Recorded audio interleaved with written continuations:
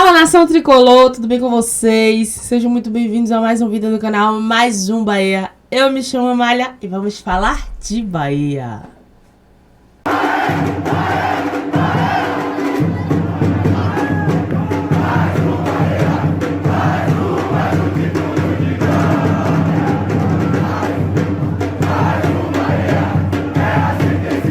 Fala, nação, bora bater um papo sobre o nosso tricolor de aço hoje, que a gente gosta de falar de Bahia, né?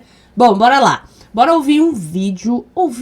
assistir um vídeo rapidão e através desse vídeo a gente vai conversar sobre o desempenho do nosso esquadrão de aço, sobre tudo que vem sendo feito e construído no Bahia. Mas antes, presta atenção nessa matéria aqui. O Bahia está no ranking de 12º clube mais valioso do Brasil. Pois é, avaliado em 1,7 bilhão, aponta estudo. Pois é, a gente vai conversar um pouquinho sobre isso, sobre finanças, investimentos. Eu gosto desse assunto. Aumenta o ego do torcedor, né? Apesar, eu não vou cansar de falar isso aqui, de estarmos chateados com algumas coisas que vêm acontecendo. Mas vamos ter calma, galera, que as coisas estão acontecendo. Só ter paciência que eu acho que tudo vai ser construído aí devagarzinho, tá bom? Crescimento superior a 100% em relação ao ano passado. Olha aí, um estudo de valuation do futebol brasileiro em 2025 colocou o Bahia entre as equipes mais valiosas do país. Pois é, galera. Só aumenta a nossa soberba, né? Só aumenta a nossa soberba para acariciar o ego do torcedor baiano, do torcedor do Bahia. E aí, achei um vídeo super interessante pra gente já associar esse assunto e bater um papo. Bora lá. Vou migrar agora aqui do São Paulo pro Bahia, né? Chataque falou do Bahia aí ao longo do papo. Bahia que, né, tem a noiva, o noivo mais bonito da sala, né? Aquele momento que a lei foi aprovada lá há exatos 4 anos. Todo mundo falava, né? Quem que vai atrair o City? Quem que vai atrair o City foi o Bahia, que trouxe o City Football Group, o maior grupo multiclubes do mundo aí para participar do futebol brasileiro, para investir no futebol brasileiro. E vários indicadores positivos nesse período, né? A gente está aí há exatos 2 anos que a transação foi, pouco mais de 2 anos, né? Que a transação foi concluída. E nesse contexto, o City, né? O grupo City, à frente do Bahia, praticamente zerou o endividamento do clube, né? Já investiu bastante em infraestrutura, investiu muito em atleta. Falou publicamente, né, o CEO do City Football Group, Ferran Soriano, falou sobre o projeto de longo prazo do clube, bancou Rogério Ceni no cargo por repetidas vezes em momentos que o campo não estava tão bem, e isso vem, querendo ou não, trazendo resultados, né? É claro que você pode questionar, caiu na primeira fase da Libertadores, depois caiu na Sul-Americana, mas tem uma regularidade no Campeonato Brasileiro. Ano passado teve o melhor desempenho em muito tempo, voltando para a Libertadores depois de algumas décadas. Então todos os indicadores são positivos para o Bahia, né? Com certeza. Pronto, uma pausa importante só pra gente destrinchar este assunto, que eu sou suspeita de falar porque eu gosto muito. Essa é a realidade, galera. Por mais que a gente esteja aí na bronca por esse ano, como eu já tinha dito no vídeo passado, a gente pipocar em jogos importantes, certas contratações que não foram do gosto do torcedor. Tava avaliando aí que a compra do Michel Araújo com o Nestor, acho que foi cerca de 80 milhões, se eu estiver enganada, que daria para trazer um outro jogador mais completo. Eu me ouso a dizer isso. Deixa aí nos comentários se você compartilha da mesma opinião. Mas a realidade é essa. Eu vou trazer uma outra matéria daqui a pouco sobre o ranking do Bahia na Libertadores. E tem gente reclamando. Tem gente achando ruim. Depois de 30 e poucos anos, a gente volta à Libertadores. Vamos acordar um pouquinho pra realidade, ser um pouquinho realista. Vamos parar um pouquinho também, porque já tá ficando chato. Depois de anos, a gente voltar pra Libertadores. E a galera ainda tá reclamando do ranking que o Bahia ficou. E subiu, viu? Subiu algumas casas comparado ao outro ano, né? Já a gente vai acompanhar, vou trazer essa matéria. Mas a realidade do Bahia hoje é essa. E a gente entende a revolta da torcida quando se trata de treinador, como o próprio falou aí, né? O Grupo City trouxe o Rogério Ceni e tem essa política de não demitir treinador. O Paiva foi um caso à parte porque ele pediu para sair. o Grupo City não demite treinador. Eu acho que a raiva hoje do torcedor do Bahia não é com o que está sendo construído no Bahia em si, dizer que o Grupo City é ruim e tal, porque eu até vejo alguns torcedores falando isso, tá? Mas aí a gente deixa fora a parte, né? Porque a emoção do torcedor a gente não discute. Mas acho que a raiva do torcedor hoje, e pelo que eu leio nos comentários, tem um nome e seria o técnico Rogério Ceni. Não sou eu, a Mayla, que estou falando. É o que eu leio nos comentários. A maioria dos comentários que eu recebo aqui no canal é criticando o trabalho do Rogério Ceni.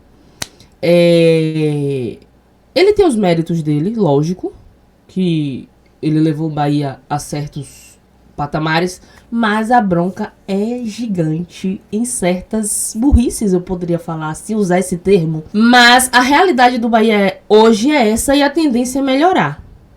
A tendência vai ser melhorar. Eu vejo muitos torcedores falando que enquanto o Rogério Ceni estiver no Bahia, a gente não vai conquistar nada. Mas vamos ter um pouquinho de fé, galera. Ser um pouquinho mais otimista, né? Mas só aquela questão assim de segura um pouquinho a emoção, porque tá sendo construído. E tanto que o Bahia tá incomodando bastante, né? Bora terminar de ouvir. Não quero me colocar aqui numa posição de consultor terapêutico para torcidas em recuperação. Mas como um flamenguista, mais uma vez, que viveu isso, a torcida do Bahia, o que ela precisa ter agora é um pouco de paciência. Por quê? A gestão do clube é maravilhosa. O clube, antes de fazer um forte investimento em elenco, ele paga todo mundo, zera suas dívidas, o clube começa a investir em infraestrutura. Nessa janela desse começo de ano, ele mescla aquisições de jovens jogadores com jogadores mais experientes e, obviamente, o clube ele acaba sendo catapultado a um patamar de disputa que gera uma expectativa de uma torcida que está há muito tempo carente por bons resultados e por títulos. Então, assim, é óbvio que talvez uma eliminação continental seja ruim, mas é melhor você ser eliminado e ano que vem disputar de novo do que às vezes você tá ali por uma circunstância, né, quase que um elefante em cima da árvore, e no ano que vem você não sabe onde você vai estar. Então, o projeto que o Bahia está fazendo, ele é muito importante. E eu tenho certeza que talvez os resultados esportivos em campo, eles acabem deixando uma certa lição. Eu lembro que teve um jogo recente agora, salvo me engano, acho que foi o Bahia e o Fluminense, que assim, o Bahia estava amassando o Fluminense. E de fato, o clube, eu acho que empata em 1-1. Quem olha aquele jogo, é um resultado, assim, espetacular, até em termos de brio do clube, né? Um brio que está refletindo toda uma administração que o clube está fazendo. Então, qual que é hoje o desafio do Bahia? Não só por meio do dinheiro do Citigroup, mas de criar esse aumento de receitas que o clube já vem fazendo para colocar o Bahia numa posição, organicamente falando, em pé de disputar com os clubes do principal eixo aqui que a gente chama de Sul-Sudeste. Então isso significa que hoje, por exemplo, o Bahia ele já tem em tamanho de faturamento algo similar ao Cruzeiro, algo similar ao Vasco e provavelmente 2025 em patamares ainda maiores. Mas se não cair na armadilha de ter que se alavancar e depositar tudo dentro do campo numa verdadeira empreitada emocional, o clube pode e deve sim ter um pouquinho mais de entendimento desse médio e longo prazo, que é algo que a diretoria o tempo inteiro, né? O Raul é um cara, assim, dos mais capacitados do futebol brasileiro e esse diálogo é feito com a torcida de uma maneira bem leve, né? Num clube que vem sendo, sim, muito bem gerido, né, Pedrão? Cara, a gente já falou algumas vezes aqui sobre como tudo isso que o Bahia está implementando, Red Bull e outros projetos bem estruturados, trazem para o futebol brasileiro uma mudança de dinâmica, né? Uma mudança de contexto de mercado em que você vai ver o Bahia ser mais agressivo, o Bahia ser mais ativo em contratações e até é interessante fazer o contraponto aqui. A gente acabou de falar do Corinthians e a gente teve há 2 semanas atrás, ou a semana passada, a polêmica do Bahia comprando um atleta da base do Corinthians, né, o Cauê Furquim, um atleta de 16 anos, né, em vias de se tornar profissional.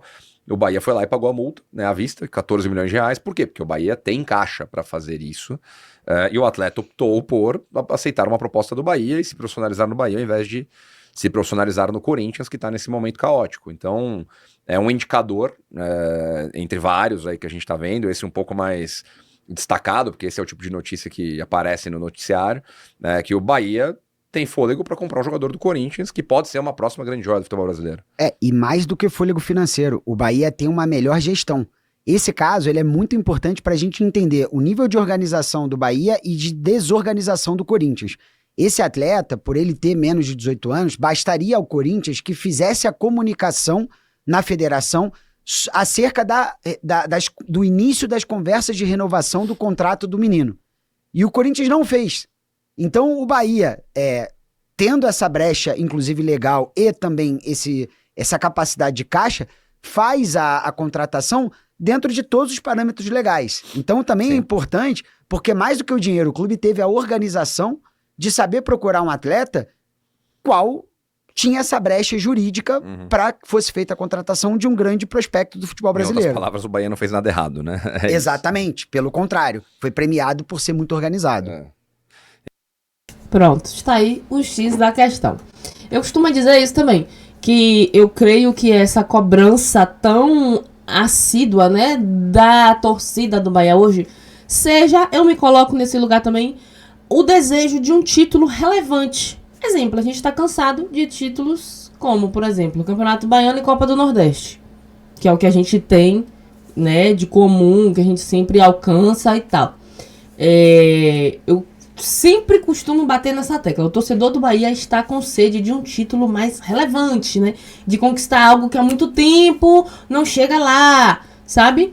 Mas o investimento que vem sendo no Bahia, vem sendo feito no Bahia, não tem para onde correr, não tem como negar que é sim um investimento super inteligente e estratégico. A gente tira por essas falas do Bahia ter analisado essa brecha que o Corinthians deixou e foi lá e pegou o Cauê. Aí a gente já vem para outro ponto que a gente fica com raiva, eu vou usar esse termo, por não utilizar o menino. Já que lá no Corinthians ele estava no elenco principal, né? No elenco profissional. Aí a menina tá na base, foi pra seleção e tudo agora. Até o último jogo que eu vi tinham ganhado. Me corrija se eu estiver errada, mas até o último jogo que eu acompanhei foi o do Paraguai, que eles tinham ganhado. E é um menino de promissor, né? Tem um futuro promissor. Aí a gente pega exemplos de clubes como o São Paulo agora, que está em uma crise gigantesca por questões de administração. A gente já viu aí polêmicas por medicamentos, polêmicas agora por conta de, acho que ingressos irregulares do camarote, algumas coisas que eu vi. A gente pega exemplo do Corinthians, caloteiro. A gente pega exemplo do Atlético Mineiro, o próprio Inter, que esse ano estava aí na luta para cair, para não cair.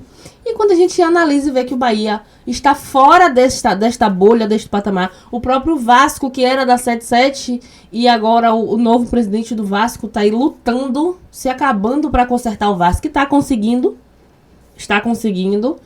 A gente vê exemplos de gestões como essa. O Botafogo nem se fala, né? O Botafogo a gente nem fala muito aqui, porque... E ficam todos inflamados, viu? Eu ia falar da SAF do Botafogo aqui, aparece tanto botafoguense comentando aqui que vocês não têm noção. Mas aí a gente vê esses exemplos e a gente para e respira um pouquinho que as coisas estão sendo construídas. Eu sempre falo isso aqui, exemplo do Manchester City. Foi a mesma coisa que está sendo feito com o Bahia. O City, logo quando foi comprado, eles não conseguiram o título relevante logo de primeira, não, gente. Tudo foi sendo construído, foram saindo ali da segunda divisão, subindo e sendo construído até chegar no patamar que está hoje.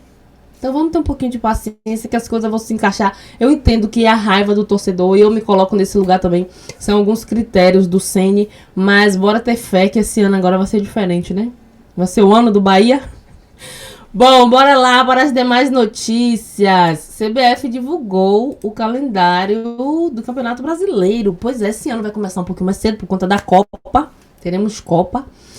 E o Bahia, o primeiro jogo já é fora de casa, viu, galera? Já é fora de casa, vai pegar o Corinthians. Seja o que Deus quiser. Aí eu acabei de falar agora pra gente ter fé. Aí eu já vi falar que o primeiro jogo do Bahia no Brasileirão é fora de casa. Meu Deus do céu. Bora lá. Bora lá. Isso serve pra mim, viu?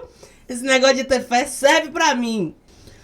Prontinho. O Bahia pega um Corinthians dia 28. Dia 28. Deixa eu só confirmar a data.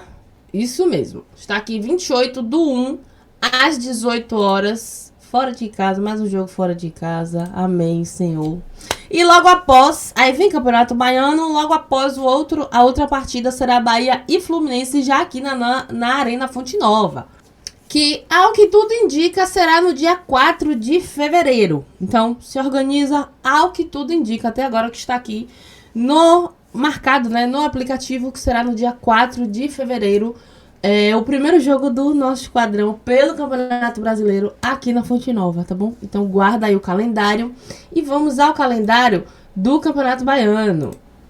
E o primeiro time que o Bahia pega é o Jequié, o Gipão. Pois é, dia 11/1, domingo, Bahia e Jequié.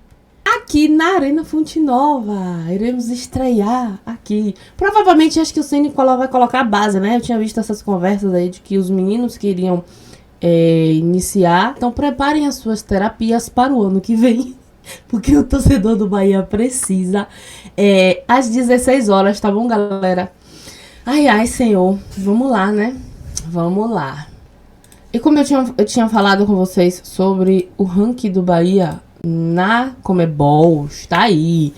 Bahia sobe no ranking da Conmebol. O Bahia subiu 14 posições no ranking da Conmebol e saiu do 77 para a posição 63 na lista. Saiu da posição 77 para a posição 63 da lista. Diante disso, o esquadrão estará no pote 1 do sorteio da fase preliminar da Libertadores na próxima quinta-feira, dia 18, às 12 horas, ao meio-dia. Caso chegue até a fase de grupos, ficará no pote 4 do sorteio definitivo da Libertadores, assim como foi na disputa da competição continental desta temporada. Pois é, ainda tem gente reclamando. Gente reclamando que é só não sei o que. Tem comentários aqui da galera reclamando, dizendo que o ranking está baixo. Pois é, depois de não sei quantos anos o Bahia voltando para a Libertadores, acho que 30 e poucos anos, a galera tá achando que é da noite pro dia que o Bahia vai ser campeão da Libertadores. Galera, Libertadores requer casca e experiência, tá? Casca e experiência. Não é à toa que clubes como Flamengo, Palmeiras, os caras todo ano estão lá. Sabe? Então, assim, vamos ter um pouquinho de paciência que as coisas vão sendo construídas. É só não pipocar. A minha bronca com o Bahia hoje não é porque não foi campeão e tal, não. É porque pipocou mesmo. Então, vamos só avaliar isso aí. Bom, por hoje é só. Deixa aí nos comentários o que você acha. Beijo, tricolor. Fiquem com Deus e até a próxima.